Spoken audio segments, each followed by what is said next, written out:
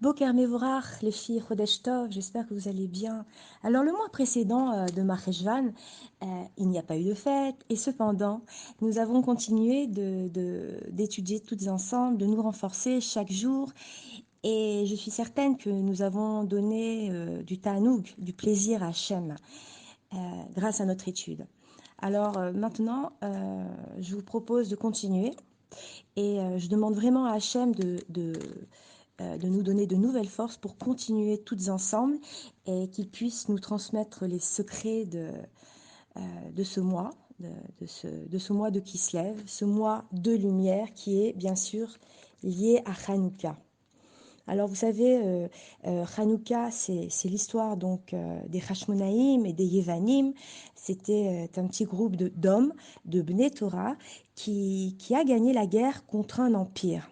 Et alors on se pose la question, mais comment c'est possible qu'une poignée d'hommes a pu sortir vainqueur contre tellement euh, contre une armée aussi importante? Alors Chachamim nous disent que les Hashmonaïm ont fait leur ishtadlout. Ils ont fait ce qu'ils ont pu, ils ont fait leur maximum pour gagner la guerre. Et, et nous apprenons donc de Hanouka une explication extraordinaire par rapport à leur victoire.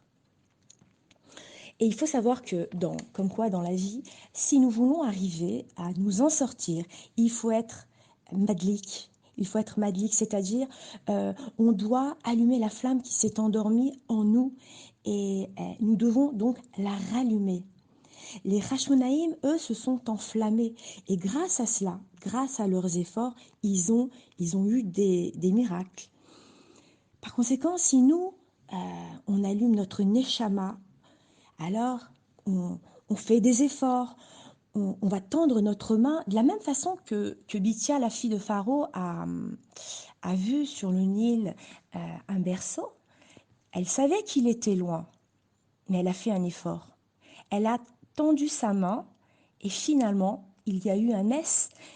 Hachem, il a fait un miracle et, et grâce à cela, en fait, il a fait un miracle et sa main s'est étendue et elle a pu ainsi retirer le berceau du Nil. Et on voit que grâce à cela, nous avons eu le mérite d'avoir Moshe Rabbeinu. Alors nous, c'est pareil. Euh, Lorsque nous enflammons, nous faisons des mitzvot et revoyons que revoyons le premier soir à Hanouka, lorsque nous faisons trois brachot, pardon. La première qui est d'allumer la bougie de Hanouka, les adlik, ner Hanouka. Donc nous nous allumons de la même façon que nous allumons cette bougie. Puis nous faisons chez Hassan Nissim. Alors, Akadosh Baruch Hu fait des miracles. Il fait des miracles. Et de la même façon que nous aussi, il fera des miracles. Lorsque nous faisons les mitzvot pour faire le Shabbat, pour faire la cacheroute, pour faire les lois de Tahara Mishpacha, les lois de la pureté familiale, pour contrôler notre langue, ne pas parler, ne pas faire de la shonara, grâce à tous ces efforts, alors qu'est-ce qu'il fait Akadosh Baruch Hu? Il fait des miracles. Il fait un sanissime.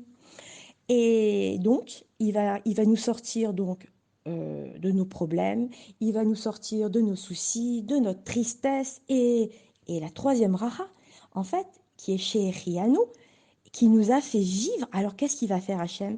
Hachem va nous donner le mérite de sortir vainqueur en, il va tout sortir en Géoula, disons en Géoula générale.